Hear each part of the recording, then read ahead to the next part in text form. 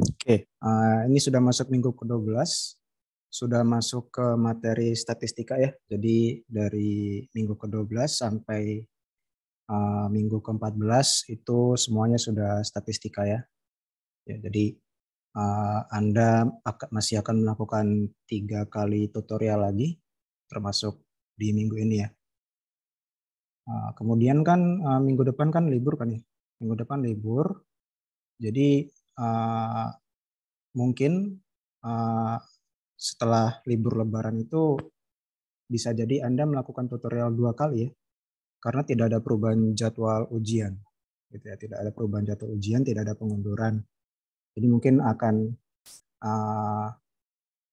nanti kalian akan melakukan tutorial sebanyak 2 kali dalam 1 minggu, seperti itu. Tinggal diatur aja jadwalnya sebisanya kalian ya, seperti itu. Oke, kita mulai saja. Untuk hari ini kita masuk ke apa nih? Di submodul 12 ya, peluang. Jadi untuk materi peluang ini itu tidak ada soal tutorialnya ya. Jadi saya coba ambil dari modulnya saja untuk latihan Anda dan latihan mahasiswa nanti ya. Dan dari yang saya lihat sebenarnya juga banyak juga soal yang dicantumkan dari tim pengajar. Jadi nanti bisa dijadikan bahan materi atau bahan tutorial ya buat mahasiswa. Oke, kita mulai ya. Untuk nomor 1, misalkan ruang sampel S 01234567899. Kemudian ada himpunan A, B, C, dan D ya. Jadi masing-masing A, B, C, D ini bisa dibilang subhimpunan ya dari ruang sampel yang sudah tersedia. Kita akan mencoba menuliskan anggota dari himpunan-himpunan yang sudah dituliskan ya.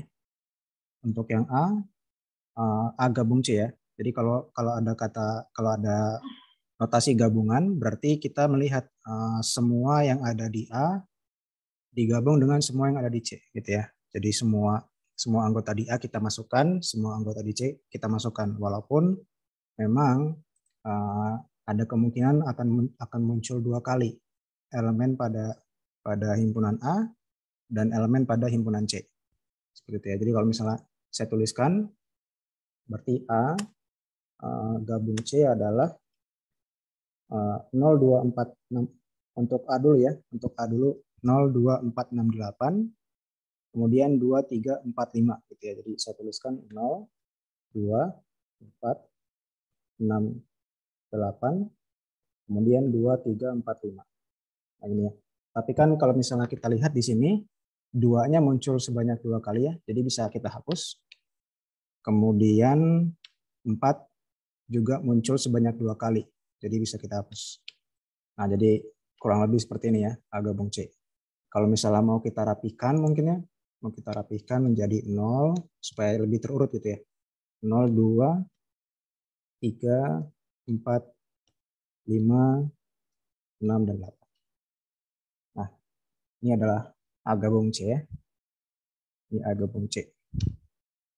Kemudian yang B, A irisan B, itu artinya kita melihat ya elemen-elemen mana saja yang terdapat di himpunan A dan di himpunan B ya. Jadi karena ini adalah irisan, berarti konjungsi dari dua himpunan seperti itu. Jadi kalau misalnya Anda lihat pada A 02468 dan B 13579. Jadi kalau misalnya Anda perhatikan ini tidak ada elemen yang terdapat di dua himpunan tersebut ya. 0 mungkin ada di A tetapi nggak ada di B. Jadi kalau misalnya Anda lihat di sini A ini adalah himpunan bilangan genap ya. Himpunan bilangan genap, dan B himpunan bilangan ganjil.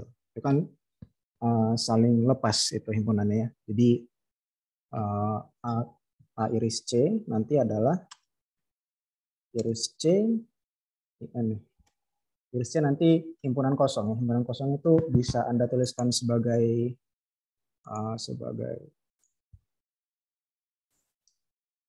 seperti O, tetapi di miringan gitu ya. Jadi slash dari O gitu ya. Itu menandakan himpunan kosong. Seperti itu. Oke, kemudian yang C. Sebentar. Yang C itu C komplement. Jadi, iris B ya. Ya, terima kasih Leo. Iris B. Oke, iris B. Oke. Kemudian yang C itu C komplement, artinya anggota-anggota yang terdapat di ruang sampel tetapi tidak terdapat di himpunan C ya. Jadi kalau misalnya Anda perhatikan, C itu adalah 2, 3, 4, 5. Nah, kita akan cari anggota di S yang bukan merupakan 2, 3, 4, 5. Gitu ya. Jadi bisa Anda tuliskan bahwa komplement dari C adalah yang bukan anggota dari C, tetapi masih termuat di dalam ruang sampel, gitu ya. Jadi coba saya tuliskan 0, 0 kan tidak termuat di C ya, 0 tidak termuat di C, kemudian 1 juga tidak termuat di C, 2 termuat, jadi kita tidak tuliskan, 3, 4, 5 juga termuat, jadi kita tidak tuliskan, jadi lanjut ke 6, 7, 8, 9. Nah, ini kira-kira komplement dari C. Oke, ini komplement dari C. Kita lanjut dulu yang kedua ya. Yang kedua. Ini ada banyak nih. Ada banyak, tapi kita kan sudah lihat ya. Untuk D kita sudah ada himpunannya. Untuk B sudah ada himpunannya. Nah, C komplement kan sudah kita tentukan tadi ya. Ini C komplement. 0, 1, 6, 7, 8, 9. Nah, jadi kalau misalnya kita ingin mengerjakan ini dulu, yang dalam kurung dulu ya. C komplement, iris dengan D. Nah, Anda perhatikan nih. 0, 1, 6, 7, 8, 9. Kemudian D adalah 1, 6, 7. Artinya adalah yang harus terdapat di dalam kedua himpunan tersebut ya. Jadi kalau misalnya saya tuliskan komplement dari C diiris dengan D, itu adalah kita lihat 0 kan tidak ada di D. 1 ada di D. 6 ada di D, 7 ada di D juga. Gitu ya. Jadi 8 dan 9 juga 8 dan 9 tidak ada di D ya. Jadi bisa saya tuliskan komplement dari C iris D adalah 1, 6, 7 ya. Ini kita coba kerjakan satu-satu dulu. Yang di dalam kurung dulu mungkin ya. Oke. Kemudian 167 ini untuk himpunan yang ini ya. Jadi himpunan yang ini kita coba gabungkan lagi dengan yang B. Kita gabungkan lagi dengan B. B itu tadi apa? B itu adalah 1, 3, 5, 7, 9. Gitu. Jadi kita gabungkan, kalau misalnya saya tuliskan lagi ya, gabungan dengan B, berarti kita mau gabungkan dia dengan B. Gitu ya. Oke, sama dengan bisa saya tulis 167, 167. Kita tuliskan ulang lagi B-nya. Gitu ya. 1, 3, 5, 7, 9. Nah, kita coba perhatikan. Yang double-double bisa kita hapus ya. 1 bisa kita hapus. 7 bisa kita hapus. Nah, jadi ini adalah hasil himpunan ya. Komplement dari C, iris D, kemudian hasil dari himpunan tersebut digabungkan dengan B. Tapi mungkin supaya lebih rapih tadi ya, supaya lebih rapih, kita tuliskan 1, 3, 5, 6, 7, 9. Supaya lebih terurut secara naik ya. Oke, itu yang D. Kemudian yang E, ruang sampel S diiris dengan C. Ini sebenarnya udah obvious ya. Kalau misalnya ruang sampelnya itu diiriskan dengan bagian dari subhimpunannya, berarti harusnya irisannya adalah C ya. Karena C itu sendiri kan merupakan subhimpunan dari S gitu ya.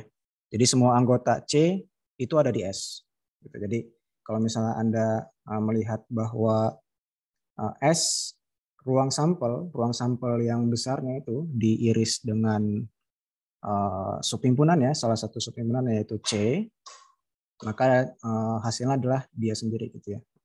Berarti C kita tuliskan ya, C-nya itu adalah 2, 3, 4, 5.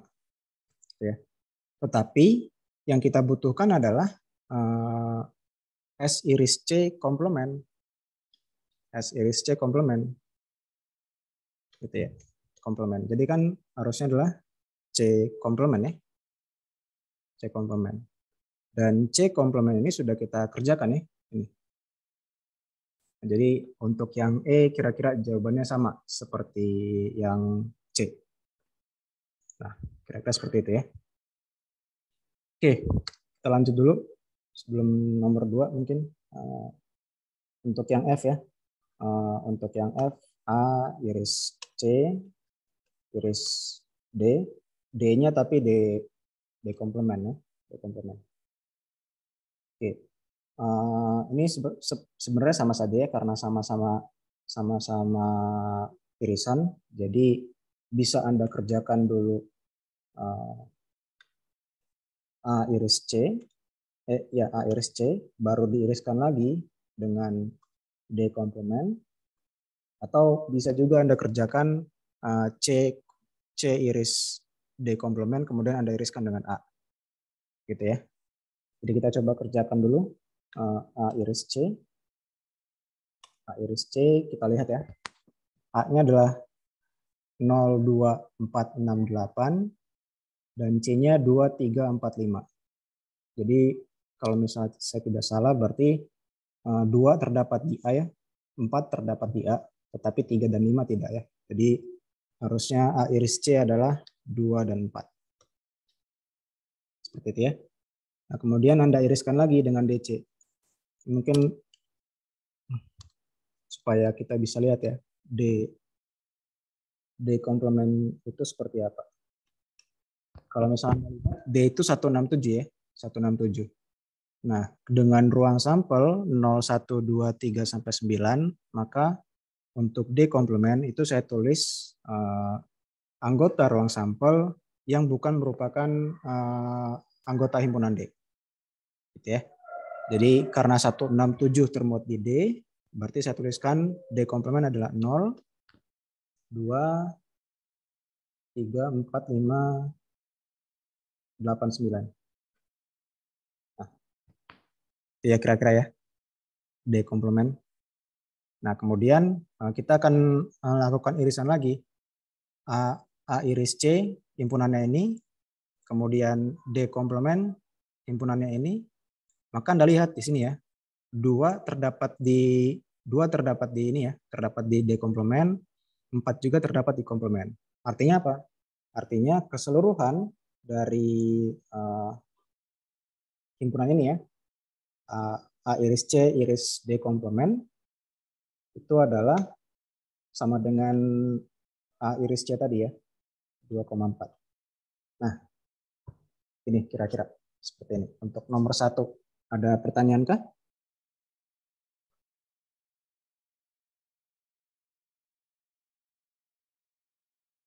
Tidak ada, Pak.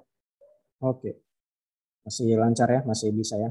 Saya rasa karena orang sudah dipelajari juga mungkin waktu SMA. Cuman mungkin lebih banyak juga ya operasi yang dikerjakan seperti itu. Oke, kalau tidak ada saya hapus ya. Saya coba hapus.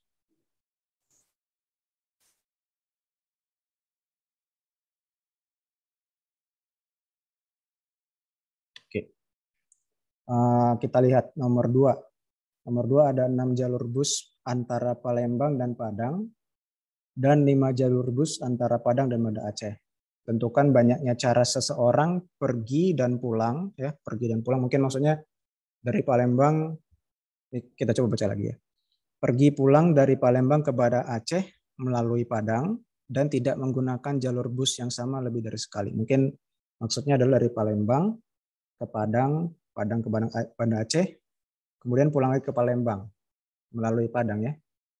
Jadi kalau kira-kira seperti ini ya. Mungkin. Misalnya ini Palembang, kemudian ada Padang, dan Banda Aceh, gitu ya.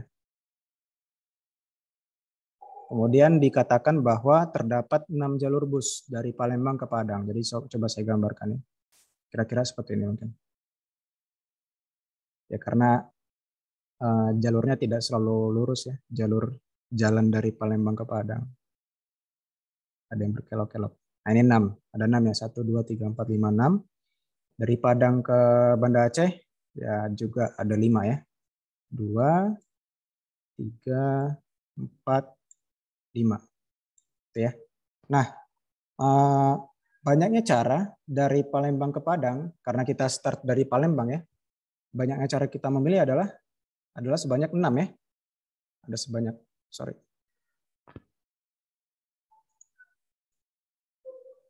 Ada sebanyak 6 ya. Ada sebanyak 6 dari Palembang ke Padang. Karena kita punya 6 jalan tadi. Punya 6 jalan. Nah kemudian karena sudah sampai Padang, menuju ke Banda Aceh ada 5 jalan. Ada 5 jalan dan berarti kita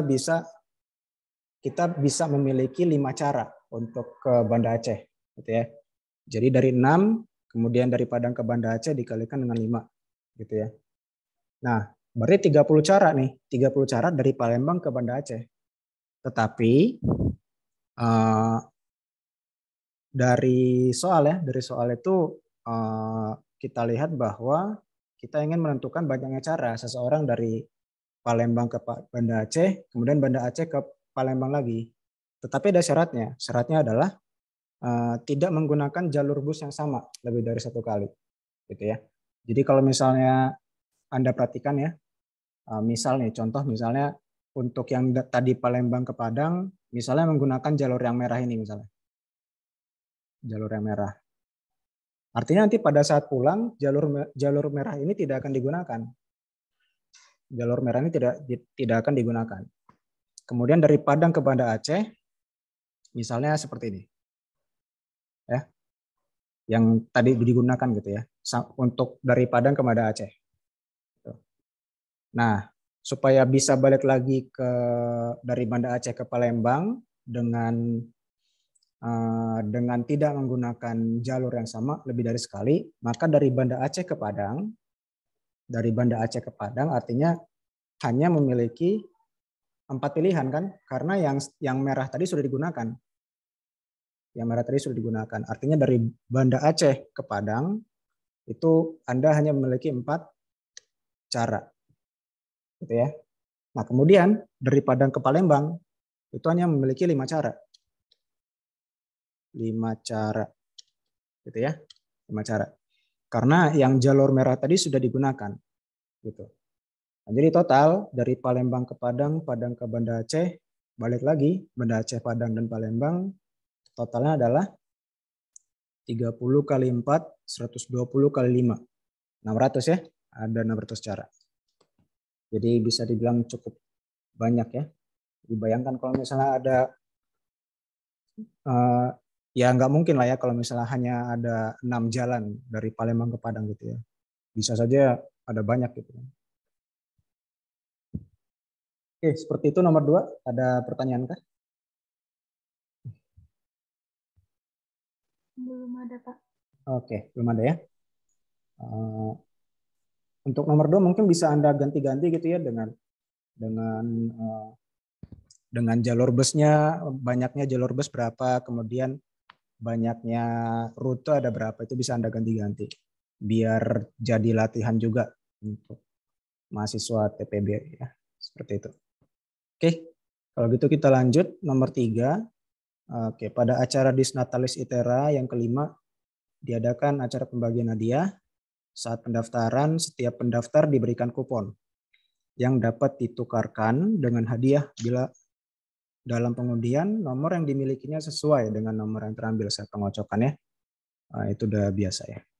Oke, nomor peserta tersebut terdiri dari 2 huruf berbeda ya, 2 huruf berbeda yang diikuti dengan 2 angka berbeda. Jadi kira-kira slotnya seperti ini ya. Slotnya berarti ada 2 huruf berbeda di depan, kemudian diikuti dengan dua angka yang berbeda. Jadi ini adalah huruf, ini adalah angka gitu ya. Ini adalah angka. Dan huruf yang ini itu masing-masing slotnya itu hurufnya itu berbeda, gitu ya. Hurufnya berbeda. Dan kemudian untuk angka ini dua-duanya juga itu bukan angka, tapi digit mungkin ya. Digitnya berbeda gitu. Digitnya berbeda. Nah maka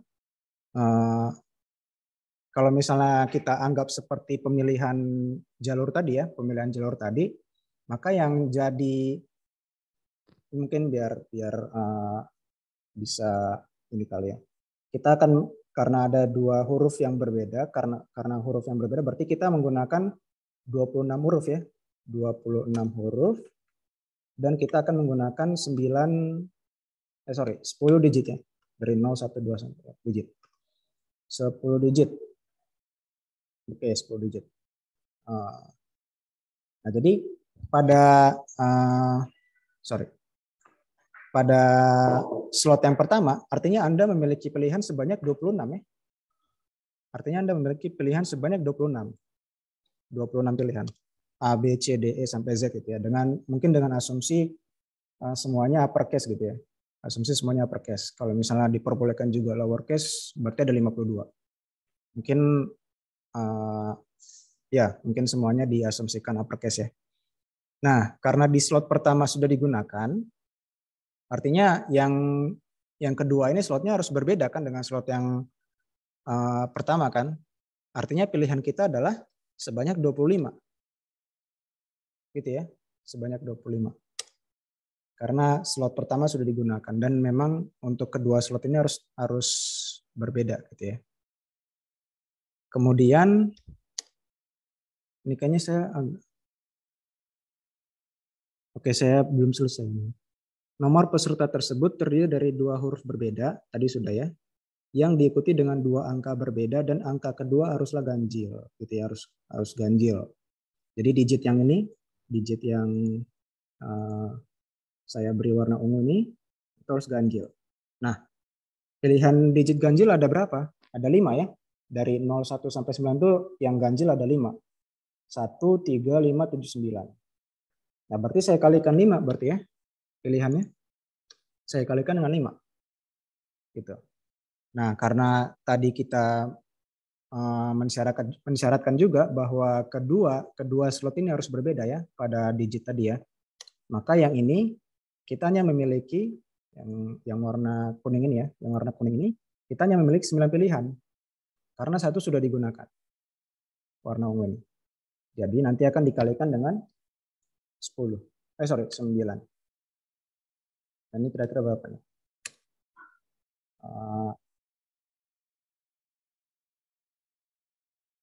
Ya nggak apa-apa lah, mungkin saya pakai kalkulator kali ya.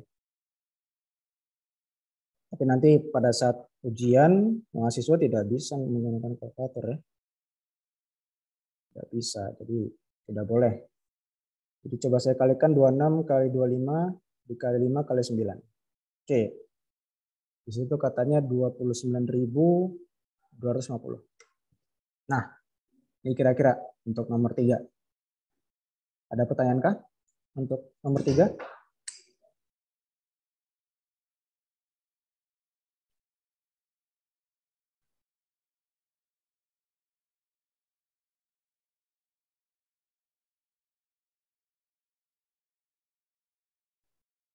Masih aman ya?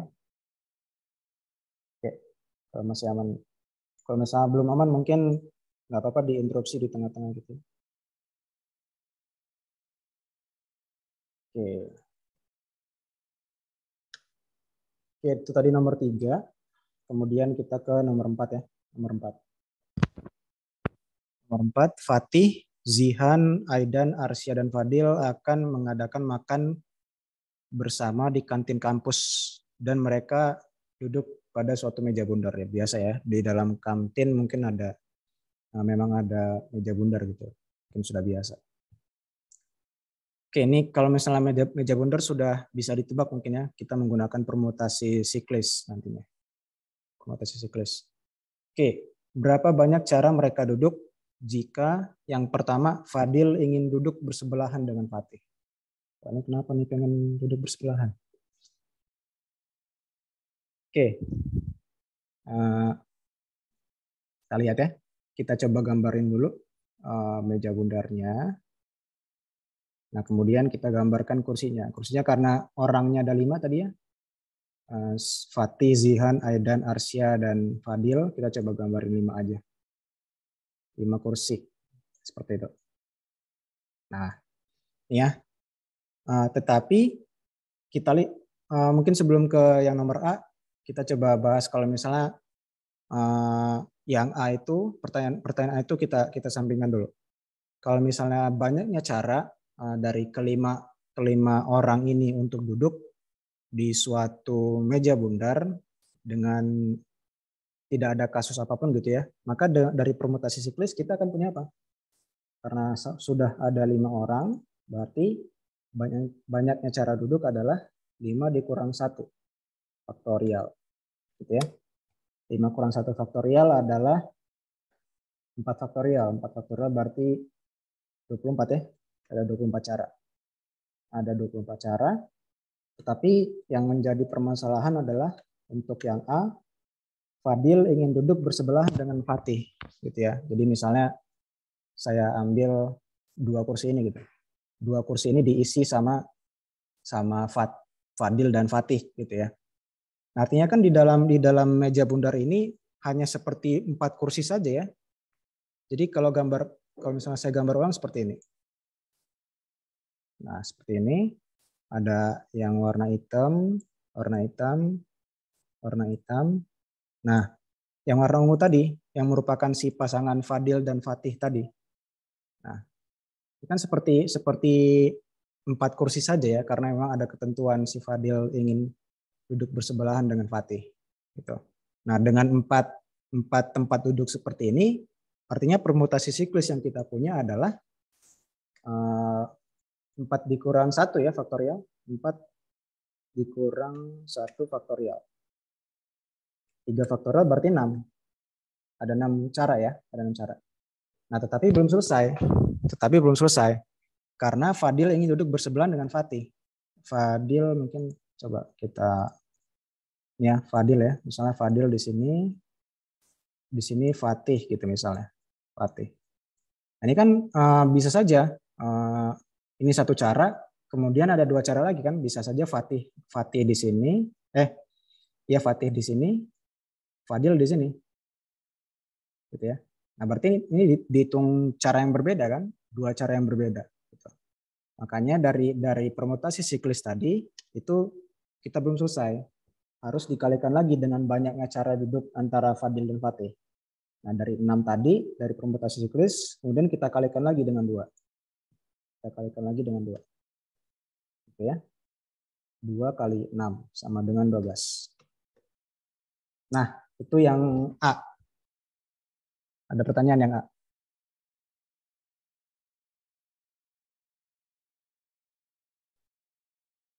Nah, kalau yang B, itu spesifik dia. Tidak hanya ingin bersebelahan, tetapi spesifik memang Fadil duduk di sebelah kiri. Fadil ingin duduk di sebelah kiri. Gitu kan? Makanya kita hanya mengambil yang ini saja. Mengambil yang ini saja. Fadil di sebelah kiri Fatih. Nah, kasus yang ini, kasus yang warna hijau, itu tidak valid. Gitu ya, tidak dihitung. Makanya yang dari permutasi siklis tadi kan kita punya 4 dikurang 1 faktorial. 1 faktorial itu sama dengan 6. Kita kalikan dengan banyaknya yang kemungkinan tempat duduk si Fadil dan Fatih. Gitu ya. Berarti dikalikan dengan 1. Dikalikan dengan 1. Nah, artinya sama dengan 6. Nah, kira-kira seperti itu untuk permutasi siklis. Ada pertanyaan?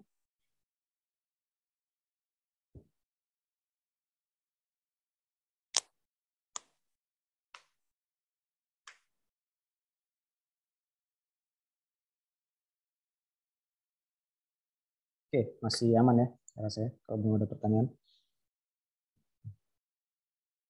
Oke, nomor 4 sudah clear berarti ya. Kita coba hapus.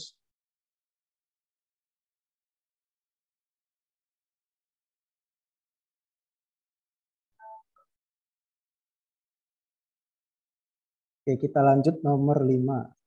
Nomor 5, apa katanya? Oke, nomor 5, sebuah keluarga besar beranggotakan 14.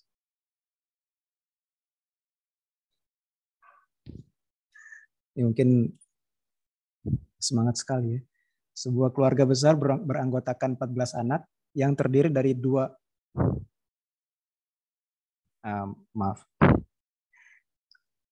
Sebuah keluarga besar beranggotakan 14 anak yang terdiri dari 2 kelahiran kembar 3 identik. Jadi ada 2 kali ibunya melahirkan 3 kembar 3 ya, yang identik. Kemudian ada 3 kali kelahiran kembar 2 identik dan 2 anak yang lain gitu ya.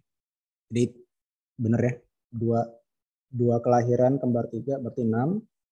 3 kelahiran kembar 2, 6 tambah 6 tambah 2, 14, betul. Jadi ada 14 total.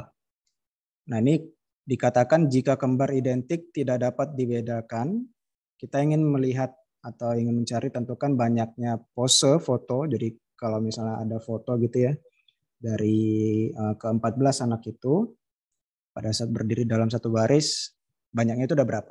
Gitu ya. Nah ini sebenarnya karena memang sudah diasumsikan bahwa kembar identik itu tidak dapat dibedakan, berarti kita bekerja dengan permutasi berulang gitu ya, permutasi berulang. Sebentar. Ya, permutasi berulang ya. Jadi kalau permutasi berulang itu ada 3 anak, ada 2 kelahiran kembar 3 identik.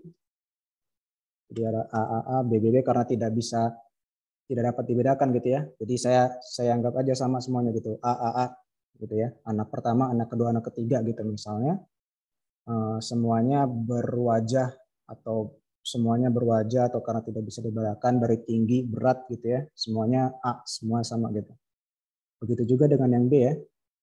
Nah, kemudian ada 3 kelahiran kembar, 2 identik, berarti saya tuliskan C, D, D, dan E, gitu ya. Kemudian ada 2 anak yang lain, berarti misalnya F dan G gitu ya. Nah, artinya kan kalau dalam permutasi berulang, berarti totalnya adalah 14 faktorial, karena total semuanya itu akan dibagi dengan ini ya, 3 faktorial, karena ada 3 anak, 3 identik 3 yang sama dan tidak dapat dibedakan, dibagi dengan 3 faktorial dikali dengan masih di dalam satu ini ya, masih di dalam satu penyebut. Nah, itu kan 3 faktorial, kemudian ini 3 faktorial juga. 3 faktorial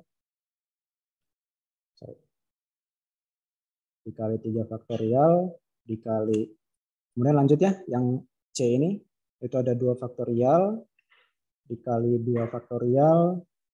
Ini bisa kita abaikan ya, karena mungkin kalau misalnya Anda tulis ya dikali 1 faktorial sama aja gitu ya. 1 faktorial kan 1 gitu ya. Jadi kira-kira seperti ini hasilnya.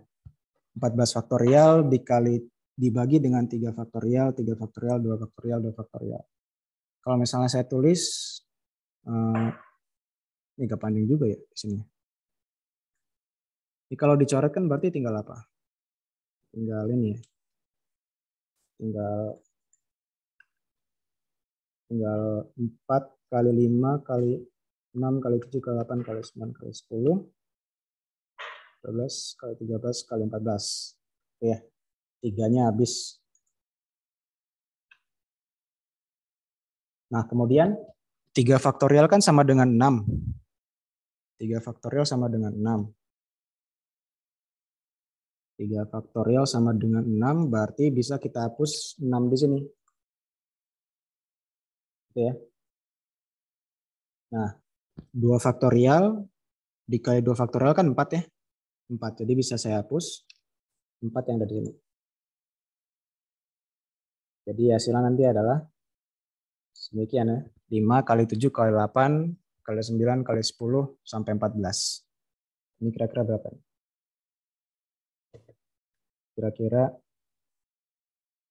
5 kali 7 kali 7 kali 8 kali 9 kali 10 dikali 11 dikali 12 dikali 13 dikali 14. Jadi ada dari sini katanya ada 600 juta cara gitu ya. Ini lumayan luar biasa sekali. 605 juta 404.800. Nah, ini nomor 5 ya. Jadi ada banyak cara ya. Make sense ya karena memang dari anaknya saja juga ada banyak gitu ya, ada 14.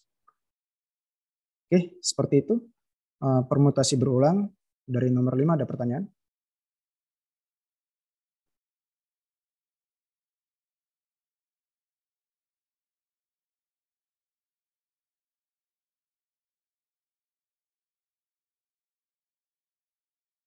Belum ada, Pak.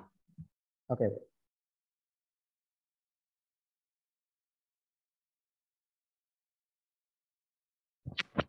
Oke, masih aman ya. Ini sebenarnya identik kalau misalnya soal permutasi perulangan itu yang saya ingat mungkin bagaimana soalnya soal permutasi berulang gitu ya. Bagaimana cara Anda membentuk kata yang baru dari kata matematika gitu. Matematika.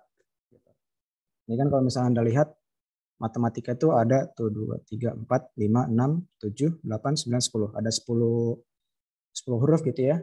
Nah, kemudian ada 2M, ada 3A, ada 2T gitu ya. Jadi kalau misalnya dihitung, nanti ada 10 faktorial dibagi 2 faktorial, 3 faktorial, dan 2 faktorial. Kira-kira soal lain gitu ya dari permutasi berulang. Bisa juga Anda lempar nanti ke mahasiswa. Oke, bisa kita lanjut nomor 6 ya.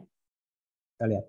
Dalam suatu ruangan terdapat 3 kelompok orang. Ada 3 kelompok. Yaitu ada ibu ada 4 orang. Kemudian ayah ada 3 orang. Kemudian anak ada 2 orang. Tanya.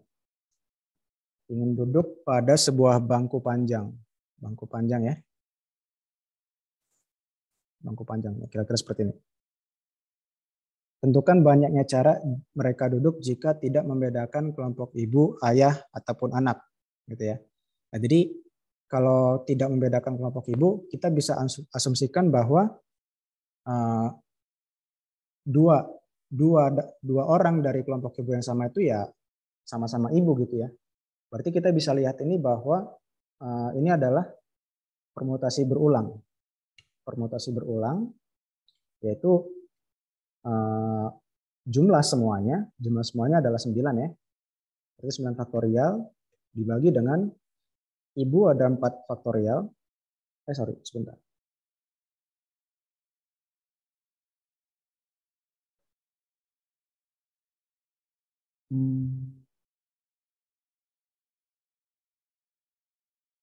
Oh ya betul. 4 faktorial. Kemudian ada 3 faktorial dan 2 faktorial. Seperti ini. Jadi 9 faktorial dibagi 4 faktorial dikali 3 dikali 2 faktorial. Ini sama dengan berapa nih?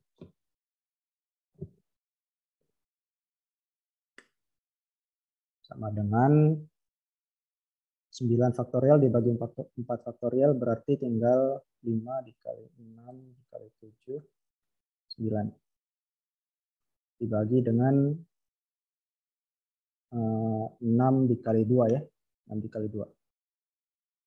Gitu ya. Karena 4 faktorial kan sudah habis. 3 faktorial itu adalah 6. 2 faktorial ada 2. Nah, berarti 6-nya bisa saya hapus. 2-nya mungkin diganti sama 8 ya. 8 coret jadi 4 ya. Jadi 4. Jadi 5 kali 7 kali 4 kali 9. Berarti 20 kali 7, 140. 140 kali 9, 6, 3, 126. Berarti 1260. Kira-kira. Ya, berarti dengan tidak membedakan kelompok ibu, ayah, ataupun anak, hasilnya seperti ini ya. 1260. Oke, itu yang A. Kemudian yang B. Nah, kelompok ibu selalu duduk berdampingan. Jadi selalu duduk berkelompok gitu ya, ibu-ibu gitu ya. Jadi tidak ada kasus ibu yang satu di pinggir, ibu yang satu di pinggir juga. Gitu. Di pinggir kiri, di pinggir kanan nggak ada gitu. Atau secara acak terpisah gitu. Harus sama-sama satu kelompok. Nah, artinya di dalam kursi yang berwarna hijau tadi, kok nggak rapi ya? Oke. Yang berwarna hijau ini, saya coba gambarkan lagi warna merah gitu ya, sebagai kelompok ibu. Nah, kelompok ibu ini akan jadi satu kan? Akan jadi satu hitungan. Gitu. Akan jadi satu hitungan, artinya kita bisa ganti hitungannya ini menjadi seperti ini ya. Satu hitungan berarti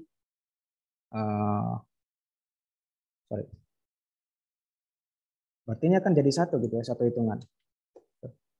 Jadi banyaknya total pengacakan untuk si ibu yang satu kelompok tadi, kemudian ayah yang bebas 3, kemudian anaknya juga 2, berarti totalnya adalah permutasi berulang tadi ya, permutasi berulang. Tetapi tadi kita memandang ibu sebagai satu kelompok, maka yang menjadi pembilang adalah 6 faktorial ya. Karena kita hitung kelompok ibu itu menjadi satu. Kelompok ibu itu menjadi satu ya. Nah, 6 faktorial dibagi dengan 1 faktorial, kelompoknya si ibu tadi, kemudian dibagi dengan 3 faktorial, dibagi dengan 2 faktorial. Seperti itu. Oke. Ini sama dengan kita coret 3 faktorialnya, jadi 4 kali 5 kali 6 dibagi dengan 2 faktorial. Nah, ini adalah 2 kali 5 kali 6. Gitu ya, 2 kali 5 kali 6 berarti 60. Nah, tetapi sebenarnya belum selesai. Belum selesai, ini hanyalah pengacakan untuk ibu satu kelompok, ayah dan anak gitu ya. Padahal di kelompok ibu itu sendiri bisa juga dilakukan pengacakan gitu ya. Karena kalau misalnya Anda lihat, karena misalnya saya sebut gitu ya, ibu 1, ibu 2, ibu ketiga, dan ibu keempat. Nah, ya kan sejatinya sebenarnya ibu 1 dan ibu 2 itu berbeda gitu ya. Jadi bisa saja karena kita memiliki 4 bangku yang sebenarnya diisi oleh keempat ibu itu, maka pilihan kita adalah 4 faktorial ya. 4 faktorial. 4, 3, 2, 1. Gitu. Nah, jadi yang 60 tadi, yang hasil permutasi berulang tadi, kita kalikan kembali dengan 4 faktorial. Nah, 4 faktorialnya adalah 24 ya. Jadi 60 dikalikan dengan 24. Jadi total adalah 1440. Oke. Oke. Itu yang B. Yang B ya. Kemudian yang C. Masing-masing anggota kelompok duduk berdampingan atau berdekatan. Jadi sama kayak tadi ya. Cuman tadi kasusnya hanya ibu, tetapi untuk yang C itu semuanya. Itu semuanya ya. Jadi sesama ibu ya sesama ibu, ayah ya ayah, anak ya anak gitu ya. Oke, anak berarti ada tiga kelompok berarti. Kelompok pertama adalah si ibu, kemudian kelompok kedua adalah si ayah, Dan kemudian yang ketiga adalah si anak. Jadi semuanya duduk di kursi warna hijau. Nah, gini ya, kira-kira. Nah, permutasi berulang yang kita punya di sini hanyalah ketika kita menganggap si ayah dan anak juga menjadi satu. Menjadi satu ya. Menjadi satu, menjadi satu. Nah, berarti permutasi berulang yang kita punya adalah 3 faktorial dibagi dengan 1 faktorial, 1 faktorial, 1 faktorial. Nah, jadi untuk pengacakan kelompoknya itu menggunakan permutasi berulang tadi yang hasilnya adalah 6. Nah, tapi sama kayak tadi belum selesai ya, karena bisa saja terjadi pengacakan kembali pada kelompok ibu, pada kelompok ayah, dan pada kelompok anak. Jadi total nanti akan dikalikan dengan untuk si ibu tadi kan ada 4 ya, ada 4 berarti 4 faktorial. Kemudian dikalikan dengan ayah tadi ada 3 faktorial, untuk anak tadi ada 2 faktorial. Jadi total ada berapa nih?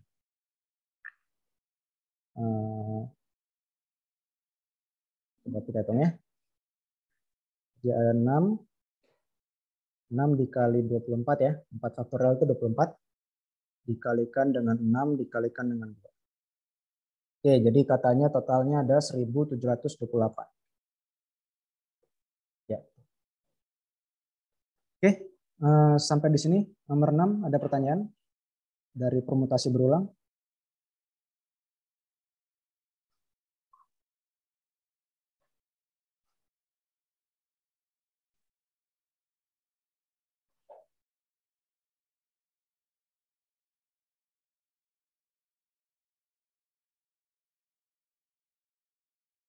Oke, belum ya? Oke, masih aman kalau gitu. Oke, berarti nomor 6 masih aman. Kita coba lanjut ke nomor 7 ya. Nomor 7.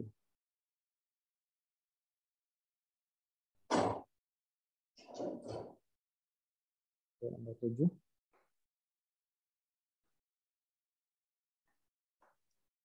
Nomor 7. Katanya terdapat 26 kartu alfabet A sampai Z. Bila satu huruf diambil secara acak dari kartu tersebut, tentukan peluang bahwa huruf yang terambil adalah huruf vokal, tidak termasuk huruf Y. Ini mungkin salah ketik kali ya, atau mungkin ya udah mungkin ada beberapa kemungkinan ya, karena Y kan bukan merupakan huruf vokal. Tapi kalau misalnya huruf vokal itu kita huruf Y itu kita buang gitu ya. Jadi kalau misalnya soalnya hanya peluang bahwa huruf yang terambil adalah huruf vokal saja gitu. Huruf vokal. Berarti kan huruf vokal kan ada 5 ya. A, I, U, E, O gitu ya. A, I, U, E, O. Jadi perlu banyaknya sampel dari si huruf vokal, banyaknya himpunan ya huruf vokal itu ada 5 gitu ya. 5. Nah, kemudian banyaknya sampel ya semuanya, semua kartu itu ada 26. Berarti peluang huruf vokal adalah ya banyaknya huruf vokal tadi 5 dibagi dengan 26. Gitu ya. Tetapi mungkin tipe kali ya yang dekat dengan Y mungkin U gitu ya di keyboard gitu ya. Di keyboard yang dekat sama huruf Y itu adalah U. U gitu ya. Nah, kalau U-nya dihapus, maksudnya jadi kalau soal dari A itu misalnya huruf vokal tidak termasuk huruf U, berarti kan U dihapus ya. U-nya dihapus, berarti jumlah huruf vokal kita adalah 4. Gitu ya, ada 4. Nah, jadi peluang huruf vokal yang tanpa U tadi adalah 4 dibagi 26. Berarti sama dengan 2/13 kalau mau disederhanakan lagi ya. Nah, kira-kira itu untuk yang A. Kemudian untuk yang B ya. Untuk yang B, huruf yang terambil adalah huruf yang berada di depan atau sebelum huruf J. Nah, ini berarti kita hitung ya, atau kita coba list gitu ya, huruf-huruf apa aja yang sebelum huruf J. Ya, berarti A, B, C, D, E, F, G, H, dan I. Gitu ya. Jadi N apa namanya? Mungkin N uji gitu ya. Jadi N yang dari A sampai I ini adalah 1, 2, 3, 4, 5, 6, 7, 8, 9. Ada 9. Kemudian ada N sampel. N sampel. Banyaknya total sampel yang diuji gitu ya. Ada 26. Berarti peluangnya adalah 9/26. Ya. Kemudian untuk yang C, huruf di belakang atau huruf setelah huruf G gitu ya. Setelah huruf G. Kalau setelah huruf G berarti kita mulai dari H ya. H, I, J, K, L, M, N, O, P, Q, R, S, T, U, P, W,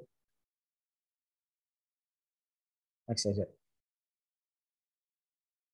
X, Y, Z lagi. Oke. Berarti ada 1, 2, 3, 4, 5, 6, 7, 8, 9, 10, 11, 12, 13, 14, 15, 16, 17, 18, 19. Berarti nanti peluangnya adalah 19/26. Ya, karena ada 19 A, B, C, D. Ya, betul ada 19 ya. Berarti peluang untuk terambil huruf di belakang atau setelah huruf G itu adalah 19/26. Nomor 7, ada pertanyaan?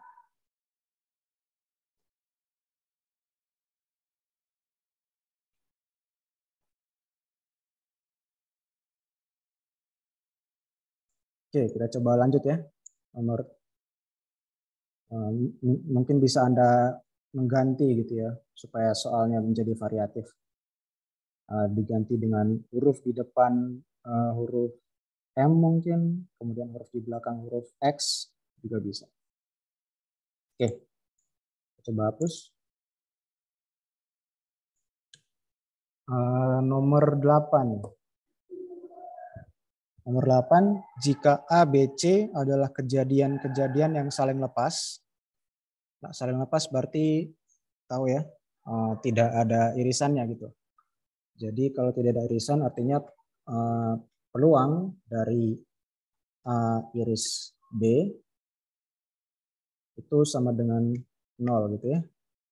Ya, kemudian sama juga dengan A iris C, kemudian A iris B, B iris C,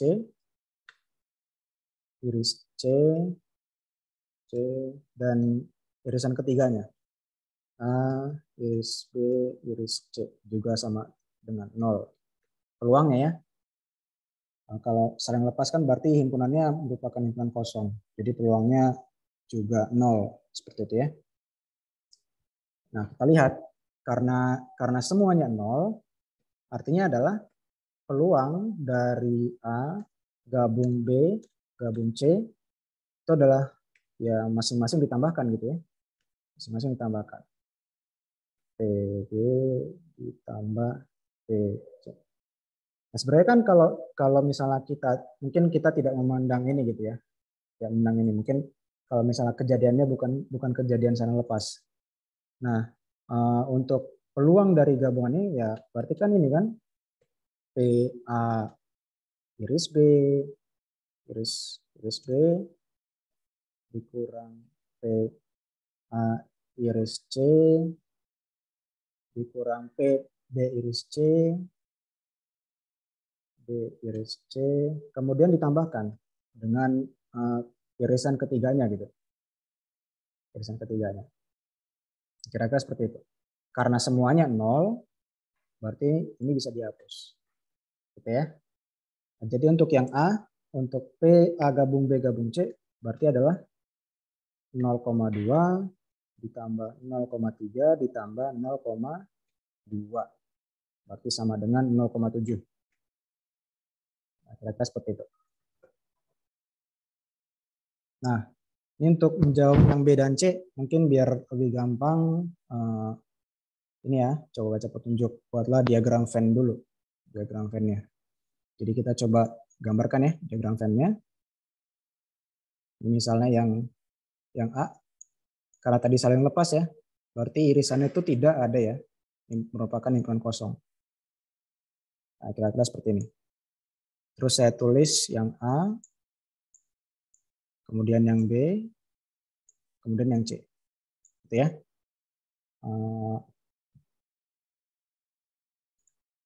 Kemudian katanya di sini PA adalah 0,2. Kemudian yang B itu adalah 0,3 katanya. Kemudian yang C itu adalah 0,2. 0,2 ya, 0,2, 0,3, 0,2. Oke, kemudian pertanyaan selanjutnya adalah peluang dari A, komplemen A, kemudian digabung dengan B gabung C. B gabung C. Gitu ya. Nah, kalau misalnya Anda lihat komplemen dari A, berarti di luar A kan? Komplemen dari A itu. Nah, berarti kalau misalnya Anda lihat komplemen A itu seperti ini kira-kira. Nah, ini hanya ya bentuk.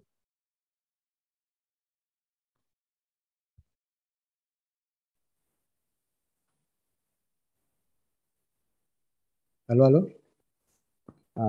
Sebentar ya. Tadi sampai mana ya saya?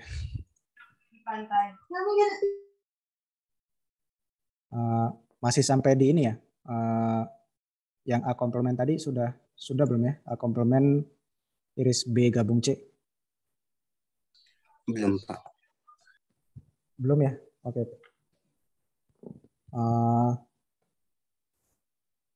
Udah ya? Oke. Oke, tadi sudah saya gambarkan karena tadi sesuai petunjuk juga ya. Buatlah diagram Venn dan isi peluang berbagai daerah. Nah, untuk pertanyaan A komplemen C, kemudian diiriskan dengan B gabung C, maka kita lihat dulu A komplemen C itu yang mana? A komplemen C itu yang ini, yang sudah saya gambarkan warna pink ini ya. Ya ini hanya gambaran saja gitu, hanya gambaran.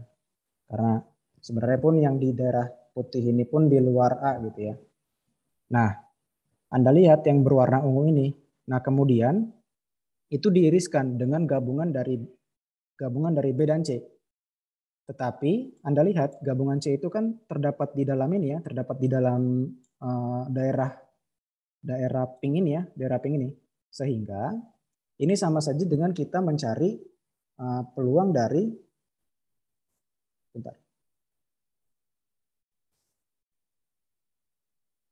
Ini sama saja seperti kita mencari peluang dari B gabung C. Gitu ya, ini mungkin nggak kelihatan gitu. Nah, kira-kira seperti ini. B gabung C. Nah, tadi karena B dan C saling lepas, B dan C tadi saling lepas, artinya adalah peluang B gabung C itu adalah PB ditambah PC. Ya. PC berarti sama dengan PB tadi 0,3 ditambah PC tadi 0,2. Berarti sama dengan 0,5 ya. Nah, kira-kira begitu untuk yang B. Oke. Kita coba lanjut yang C. Ditanyakan di situ adalah B komplemen digabung sama C. Gitu ya. B komplemen itu kira-kira seperti ini berarti. B komplemen.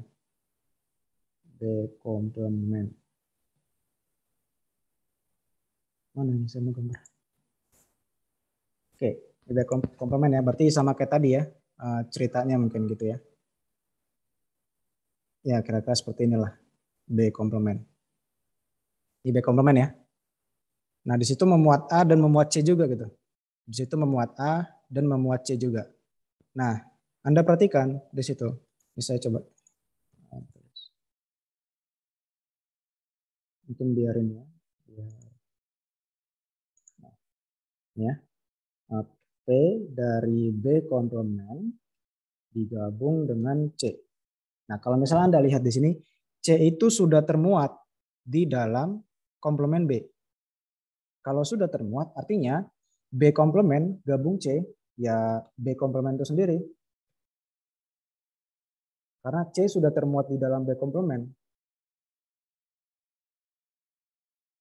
Gitu ya, karena si C termuat di B komplemen itu yang paling besar kan, yang lebih besar dibandingkan dengan dia, dan C-nya dia itu sendiri, C-nya itu sendiri termuat di dalam B komplemen. Jadi B komplemen C gabung C, B komplemen digabung dengan C, ya B komplemen itu sendiri. Jadi untuk peluang dari B komplemen adalah 1 dikurang peluang dari B. Jadi sama dengan 1 dikurang 0,3. Sama dengan 0,7. Oke, untuk nomor 8 ada pertanyaan?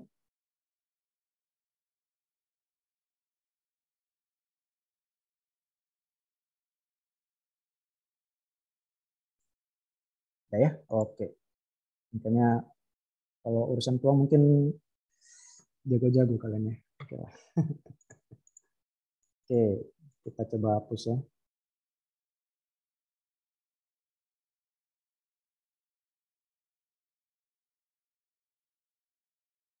Oke, kita lanjut ke nomor 9. Dari 100 mahasiswa yang akan diwisuda, 100 mahasiswa yang akan diwisuda, 54 orang belajar matematika, 69 orang belajar biologi, dan 35 orang belajar matematika dan biologi. Nah, ini diagram Venn lagi ya. Diagram Venn. Nah, ini feelingnya udah reason nih, karena kalau misalnya dijumlahin udah lebih dari 100 deh. Misalnya saya tuliskan di sini M gitu ya. Kemudian di sini biologi. Gitu.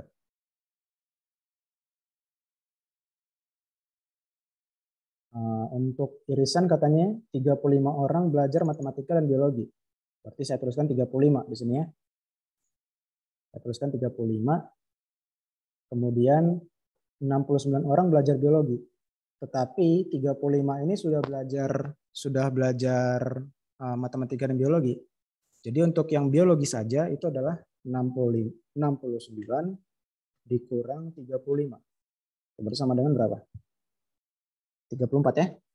34. Sedangkan untuk matematika, karena 35-nya juga sudah belajar matematika, berarti 54 dikurang 35. Sama dengan, sama dengan 19 ya, 19. Jadi 19 orang matematika saja, 35 mahasiswa itu gabungan, dan 34 itu biologi saja. Ya. Jadi total, karena semuanya 100, maka yang di luar ya, yang di luar artinya yang tidak belajar matematika dan biologi gitu. Nah, oke, seperti ini. Berarti yang di luar adalah 100 dikurang 19 ditambah 35 ditambah 34. Ya, 69 ditambah 19 itu 88. Ya betul, 88. Berarti 100 kurang 88, 12 ya. Oke, sekarang kita ke soalnya.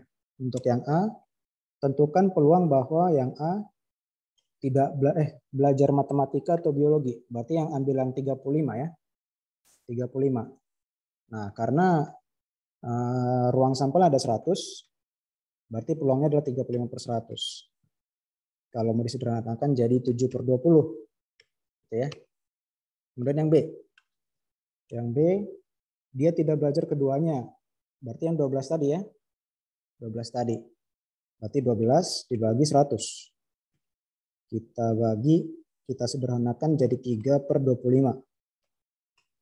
Ya. Yang C, dia belajar biologi tetapi tidak belajar matematika. Berarti ambil yang ini ya. Karena kalau belajar biologi dan belajar matematika berarti ambil yang 35. Ya. Jadi yang C itu 34 dibagi dengan 100. Ini kita sederhanakan jadi 17/50 ya. Oke. Saya rasa nomor 9 masih aman. Atau ada pertanyaan?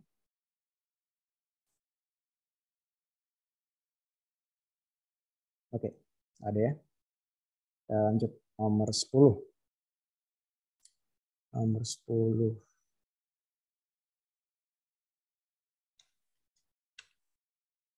Oke, nomor 10.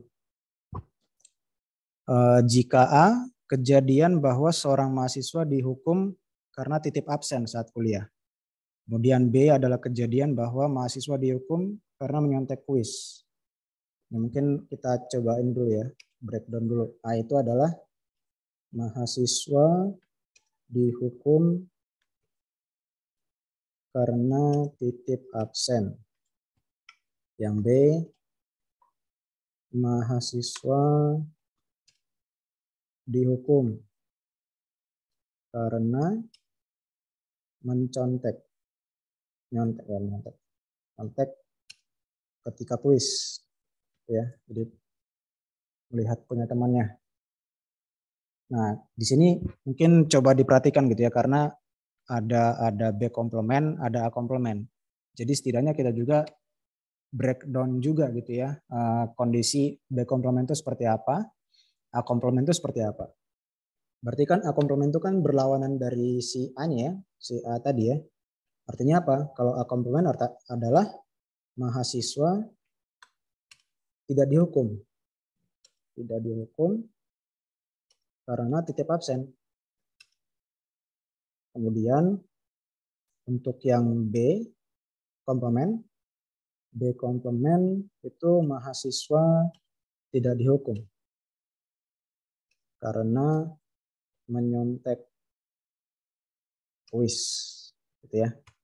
Nah, baru kita bisa lihat yang ABC gitu ya. Untuk karena ini peluang kejadian bersyarat ya, peluang kejadian bersyarat.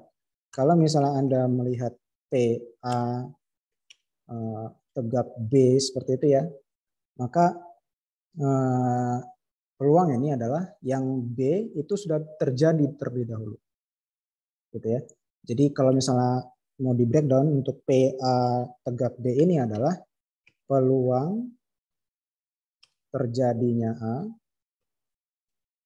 dengan syarat B itu sudah terjadi gitu ya. B sudah terjadi. Sudah terjadi.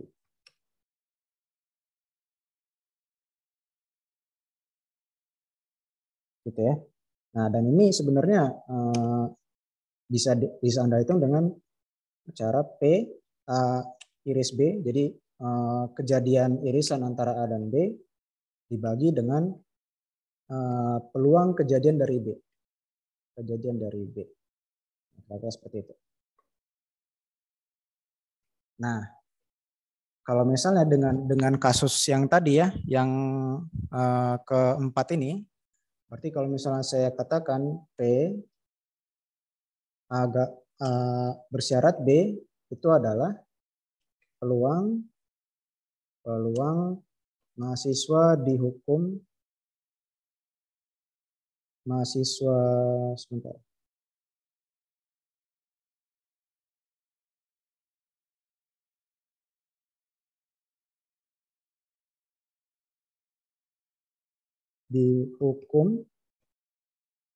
dihukum karena titip absen setelah si mahasiswanya itu dihukum. Mahasiswa dihukum karena nyontek, gitu. Jadi setelah dihukum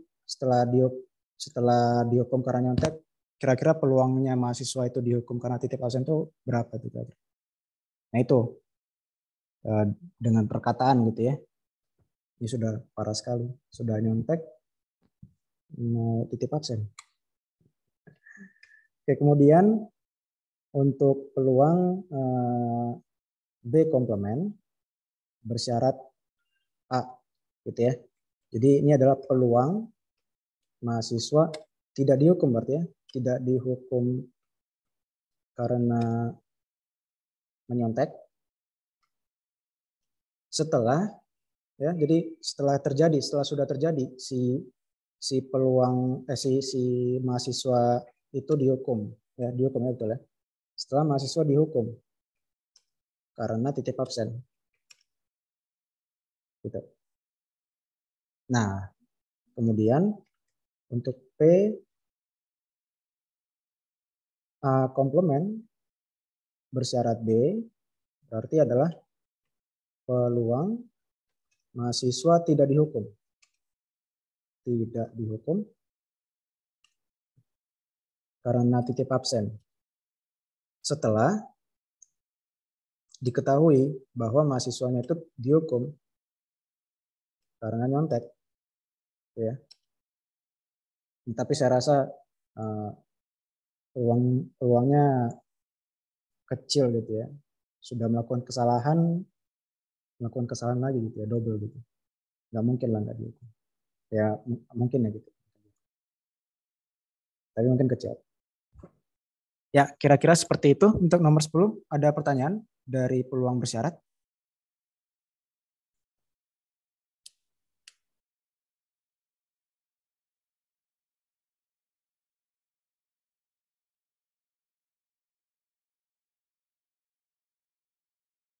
Ya belum ya.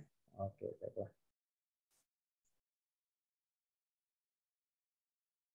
Oke, masih ada 11.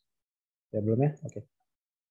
11, 12, 13. Masih ada 3 lagi ya. Oke. Kita coba hapus ya ke nomor 11.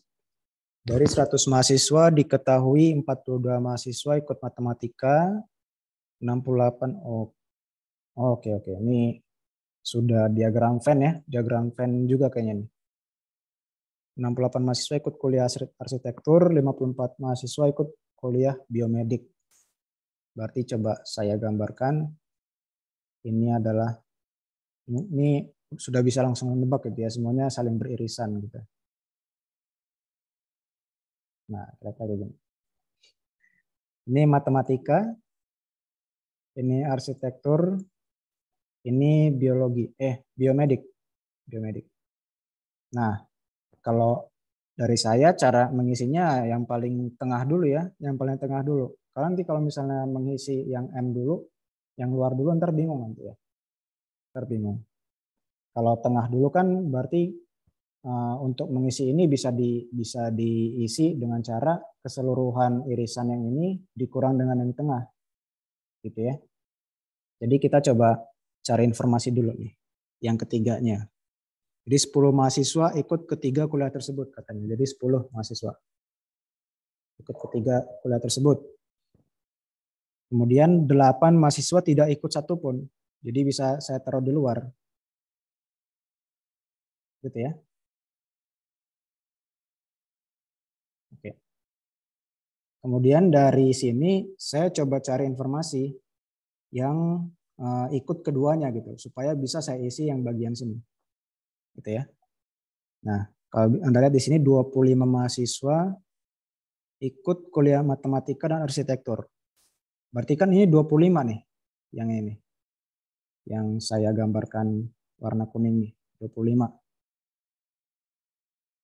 Gitu ya. Jadi untuk mengisi yang kekosongan ini 25 tadi dikurang 10 saja. Berarti 15. Gitu ya. Oke. Kemudian 22 mahasiswa ikut kuliah matematika dan biomedik. 22 ya, 22. Berarti kan yang berwarna yang berwarna merah mungkin ya, saya kasih. Berarti yang berwarna merah ini ya, berwarna merah ini adalah mahasiswa matematika dan biomedik. Jadi ada 22 di situ. Berarti yang kosong ini saya isikan dengan 22 dikurang 10. Berarti 12. Gitu ya. Nah, kita mundur lagi ke mahasiswa matematika, itu 42. Gitu ya. Jadi total ini 42. Namun karena sudah terisi 15, 10 dan 12 berarti berapa nih? 27 ditambah 10. 37. Berarti ini 37 nih, 37. Kemudian ada 42. Nah, maka yang mengikuti matematika saja itu ada 5 gitu ya. Karena 42 dikurang 37. Seperti itu. Kemudian lanjut.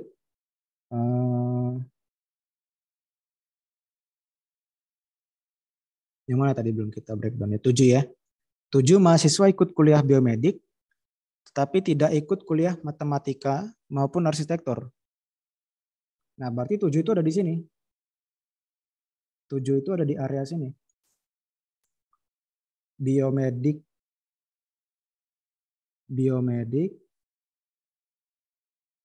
tetapi tidak mengikuti mata kuliah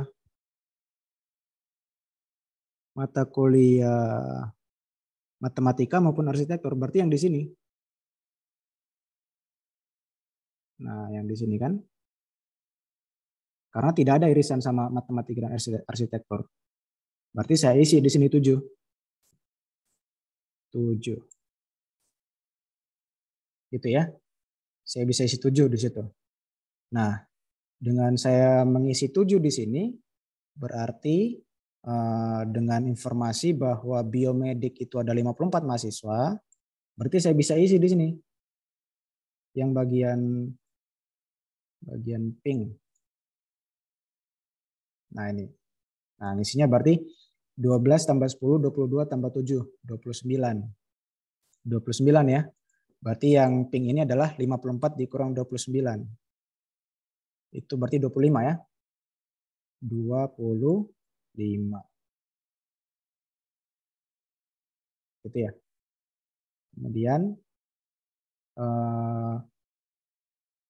untuk arsitektur, karena di sini ada 68, berarti saya bisa isi 15 tambah 10, 25 tambah 25, 50. Berarti 68 dikali 50. 18 ya. 18. Nah, artinya apa? Kalau misalnya kita jumlahkan angka-angka ini, seharusnya ya benar 100 ya, harusnya 100. Tapi kita coba hitung ya, kita coba periksa. 15 tambah 10, 15 tambah 10, 25 tambah 25, 50. Ditambah 5, 55. 55 tambah 12, 67, tambah 7, 74, tambah 8, 82, tambah 18 ya, 100 pas. Oke. Ini sudah selesai diagram Venn-nya, tetapi pertanyaannya adalah bila seorang mahasiswa dipilih secara acak dari 100 mahasiswa tersebut, ya, tentukan bahwa mahasiswa yang ikut kuliah arsitektur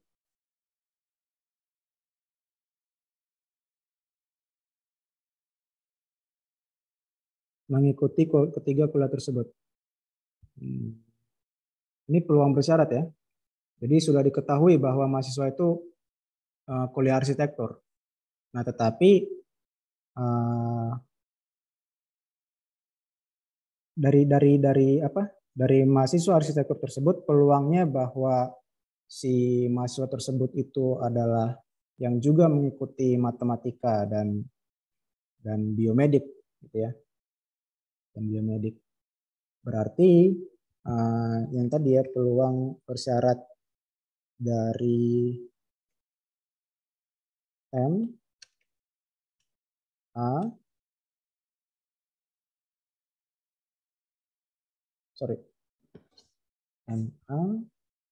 yang ikut kuliah arsitektur mengikuti ketiga kuliah tersebut.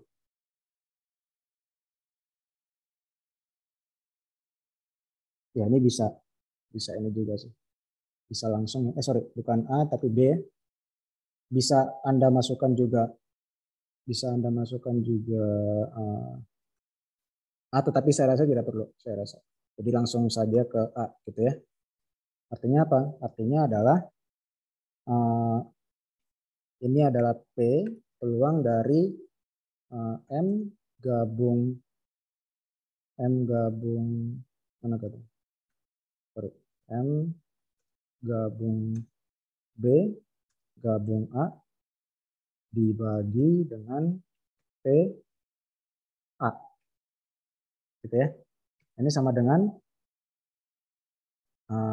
karena sampelnya sama ya, ruang sampelnya sama, berarti kita bisa ambil saja untuk yang M gabung P gabung A itu ada 10. Kemudian untuk yang A itu sendiri ada arsitektur ada 68. Jadi peluangnya adalah dibagi saja ya, disederhanakan. Jadi tinggal berapa itu?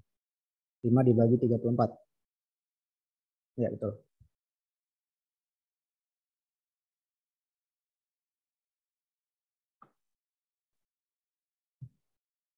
Ini kok D? Oke, yang C. Peluang bahwa mahasiswa yang tidak ikut kuliah arsitektur namun mengikuti kuliah matematika dan biomedik. Berarti tinggal ambil yang ini saja ya. Ambil yang arsitektur tetapi tidak mengikuti matematika dan biomedik. Berarti yang ini ya. Yang warna hijau gelap. Berarti yang 18 ini ya. Ini kan arsitektur tetapi tidak beririsan sama sekali dengan matematika dan biomedik. Jadi peluangnya dia gimana penulisannya nih? Arsitektur tetapi bukan oke, mungkin arsitektur diiriskan dengan mana iris? Diiriskan dengan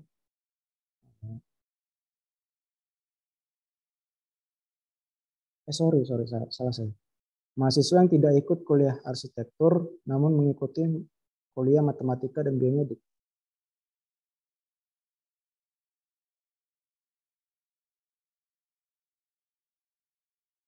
Oh, oke. Yang tidak ikut kuliah arsitektur. Berarti yang ini ya, saya salah. Berarti yang ini. Yang warna pink. Berarti kan arsitektur kan nggak ikut ya. Berarti yang ini kira-kira. Nah ini ya. Jadi 5 ditambah 12 ditambah 7. Ya. 5 ditambah 12 ditambah 7. Dibagi dengan 100. Oke ya. Jadi di sini harusnya adalah A komplement iris dengan B iris C. Gitu ya. Iris C. Nah, jadi itu adalah 5 tambah 7, 12 tambah 12. 24. 24 per 100. Berarti sama dengan kalau mau di lagi berarti 4 per 25 ya. Sorry, 6 per 25. Ya, 6 per 25. Oke, itu nomor 11. Ada pertanyaan?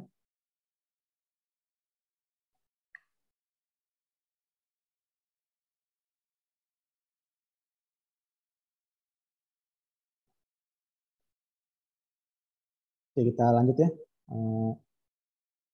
Lanjut, kalau belum ada pertanyaan, lanjut nomor 12. 12 itu apa? Oke.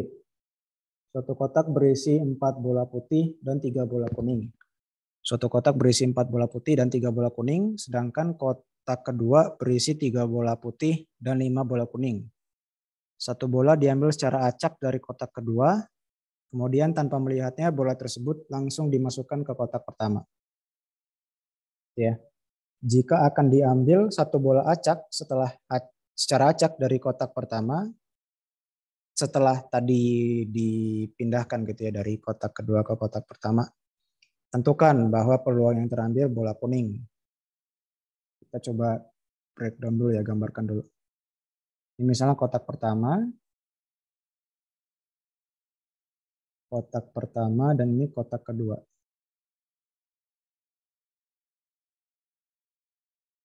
Oke. Kotak pertama dan kotak kedua. Terus dikatakan di kotak pertama ada 4 bola putih. Mungkin saya coba kasih warna abu-abu aja. 4 kotak putih. Kemudian di kotak kedua ada 3 bola putih. Nah, kemudian di kotak pertama ada 3 bola kuning. 3 bola kuning. Kemudian di kotak kedua ada 5 bola kuning. Gitu ya. Nah, 1 bola diambil secara acak dari kotak kedua. Tanpa melihatnya, bola tersebut langsung dimasukkan ke kotak pertama. Nah, jika kan diambil 1 bola secara acak dari kotak pertama, maka yang pertama dulu ya, yang peluang yang terambil bola kuning dulu. Nah, berarti di sini ada 2 nih, ada 2 kemungkinan. Kan dari ini ya, dari yang berwarna biru dulu ya, kotak kedua. Dari berwarna biru. Misalnya kasusnya adalah yang terambil yang pertama dari kotak berwarna biru ini yang terambil adalah putih dulu. Putih dulu. Berarti peluangnya adalah 3/5 ya. 3/5. Terambil yang dari kotak kedua berwarna putih. Nah, kemudian bola ini dimasukkan ke kotak pertama. Yang artinya ini kan menjadi berapa? Ada 5 ini ya, ada 5 bola. Akan menjadi 5 bola. Gitu ya. Nah, dari 5 bola, kemudian soal yang kita punya apa? Bola kuning kan? Berarti peluang terambil bola kuning adalah 3/8 ya. 3/8. Nah, tadi kan kasusnya ketika si bola, kok ini 3/5 sih? 3/8. Karena totalnya ya, totalnya. Oke, nah ini kan masih ketika di kotak pertama tadi terambil bola putih. Kalau misalnya di kotak pertama tadi terambil bola kuning, berarti ada kasus lagi. Berarti tambahkan ya. Berarti di bola kuning tadi, kalau misalnya terambil bola kuning, berarti peluangnya adalah 5/8. Betul ya?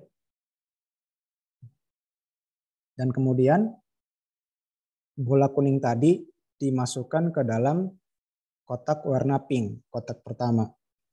Berarti totalnya sekarang jadi ada 4 ya. Ada 4. Makanya peluang dari kotak pertama itu terambil bola berwarna kuning itu adalah 4/8. Nah, jadi baru bisa ditotal. Berarti ini adalah 9 ditambah 20. Gitu ya, karena di penyebutnya sama-sama 64 ya. Jadi 9 ditambah 20 sama dengan 29/64. Gitu ya. Itu yang bola kuning. Kemudian untuk bola putih sekarang, bola putih. Sama seperti tadi ya. Kalau bola putih berarti yang pertama diambil dulu bola putih. Kotak warna biru. Peluangnya adalah 3/8. Nah, baru dimasukin lagi ke kotak pertama. Yang which is jadinya adalah 5 ya. 5 bola. Nah, peluang terambilnya bola putih di kotak warna pink itu adalah 5/8 karena sudah ditambahkan bola yang baru ya. Itu di sini 5/8. Kemudian ditambahkan dengan kasus ketika di kotak pertama itu terambil bola kuning dulu. Bola kuning dulu yaitu 5/8 ya. 5/8. Baru setelah kuning ditambahkan berarti total bola kuning di kotak pink itu menjadi 4. Namun peluang terambilnya bola berwarna putih itu akan menjadi 4/8. Gitu ya. 4/8. Jadi ini total adalah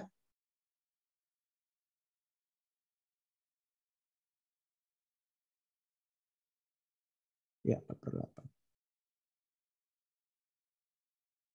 3 dikali 5, 15 ditambah 20, 35/64. Oke, kira-kira itu nomor 12. Ada pertanyaan?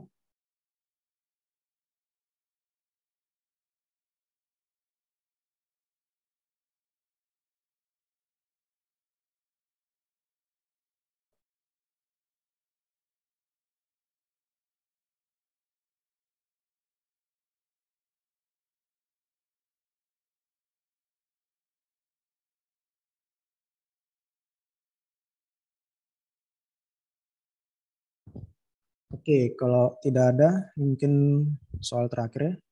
Soal terakhir. Oke, kita lihat. Kita hapus dulu.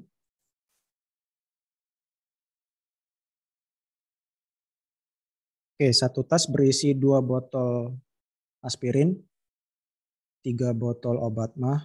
Ini kenapa disebut kecil? Oke, 2 botol aspirin, 3 botol obat mah. Kemudian tas kedua berisi 3 botol aspirin, 2 botol obat mah, dan 1 botol obat reumatik. Bila 1 botol diambil secara acak dari setiap tas, tentukan peluang bahwa kedua botol merupakan obat mah. Oke, kita coba gambarkan lagi berarti ya.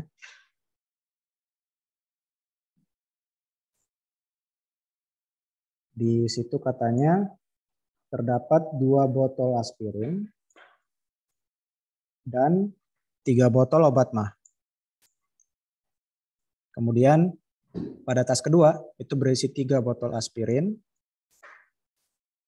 kemudian 2 botol obat mah, dan 1 botol obat reumatik. Gitu ya.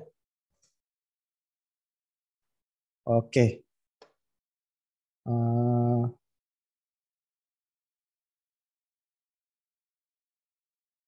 Tentukan peluang bahwa kedua botol merupakan obat mah. Oke.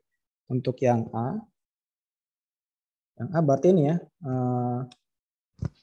Obat mah pada kotak pertama berarti peluangnya adalah 3/5 ya. 3/5. 3/5. Kemudian pada tas kedua itu peluangnya adalah 2/6 ya, karena ada 2 obat mah. Kemudian sampel pada tasnya itu ada 6 obat. Jadi ada 2/6. Kemudian ini dikalikan berarti sama dengan 1/5. Betul ya? 1/5. Ya, 1/5. Oke, itu yang A. Kemudian yang B. Tidak ada botol yang berisi obat mah. Gitu ya. Berarti pasangannya adalah aspirin sesama aspirin atau aspirin dengan satu reumatik gitu ya. Karena tidak ada botol yang berisi obat mah. Gitu. Obat mahnya tidak terambil. Jadi kita coba kasus pertama dulu. Aspirin di tas pertama, aspirin di tas kedua. Berarti peluangnya adalah 2/5 dikali dengan 3/6. Ya. Kemudian ditambahkan dengan 2/5 masih aspirin dikalikan dengan si 1 reumatik ya, masih ada reumatik di sini. Berarti 1/6. Gitu. Berarti sama dengan totalnya ini adalah sama aja kayak 2/5 dikali dengan ini, dikali dengan 4/6. Ini seperti 2/3, 4/15. Gitu ya. Berarti 4/15. Seperti itu. Untuk yang C, makanya untuk yang kasus seperti ini kita tinggal pandang saja kasus-kasus yang bisa terambil gitu, sesuai dengan pada soal gitu ya. Jadi kalau pada soal yang C, kedua botol berisi obat yang berlainan. Berarti yang mungkin kan di kotak pertama itu aspirin, di kotak kedua berarti kalau enggak mah ya reumatik gitu ya. Kalau misalnya kotak pertamanya mah berarti yang di tas kedua berarti kalau enggak aspirin ya atau enggak ya reumatik. Jadi kalau misalnya kita lihat untuk yang misalnya di tas pertama itu aspirin dulu berarti 2/5 peluangnya ya. 2/5 peluangnya. Kemudian tidak boleh aspirin di tas kedua. Berarti kalau enggak dua mah, ya 1 rematik. Totalnya ada 3. Jadi ada 3/6 peluangnya. Kemudian untuk ketika tas pertama itu terambil obat mah, berarti 3/5. Gitu ya peluangnya. Kemudian dikalikan dengan yang mah ini tidak bisa kita perhitungkan lagi karena sudah terambil mah di tas pertama. Berarti tinggal 3 aspirin dan 1 rematik.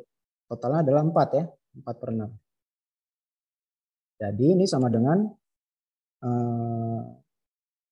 ini sama-sama 30 di bawah, berarti 6 ditambah 12, 18/30. Ini kalau dikecilin lagi jadi 3/5. Oke, kira-kira itu nomor 13. Ada pertanyaan?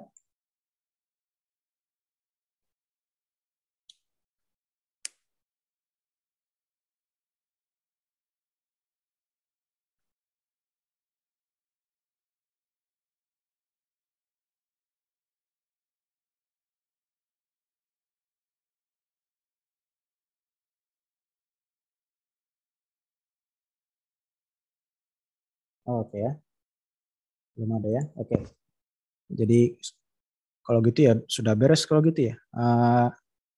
Mungkin bisa diubah-ubah gitu ya kalau misalnya memang masih ada waktu buat kalian melakukan tutor di materi peluang ini. Ya seperti contoh nomor 1 misalnya bisa diganti-ganti himpunannya. Masih bingung yang 11C. 11C. Oke. Ini ya 11C ya. Mahasiswa yang tidak ikut kuliah arsitektur. Waduh, saya gambar lagi yang tadi. Waduh, oke deh. Oke.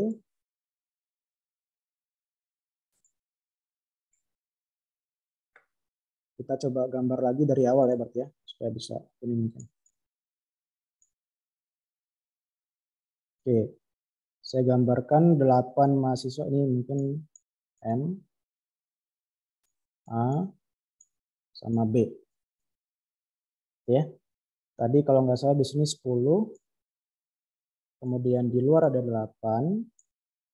Kemudian 7 mahasiswa ikut kuliah biomedik tetapi tidak ikut kuliah matematika maupun arsitektur. Berarti 7 di sini ya. 7. Kemudian 25 mahasiswa ikut kuliah matematika dan arsitektur. Berarti di sini 15 ya. 15. Kemudian 25 mahasiswa, 22 mahasiswa ikut matematika dan biomedik. Berarti 12. Kemudian 54 mahasiswa ikut kuliah biomedik. 54. Berarti di sini 54 ya. Berarti 54 dikurang 29. Berarti 25. 25 ya. 25. Sebentar. 54 dikurang 29. Oke, 25 ya.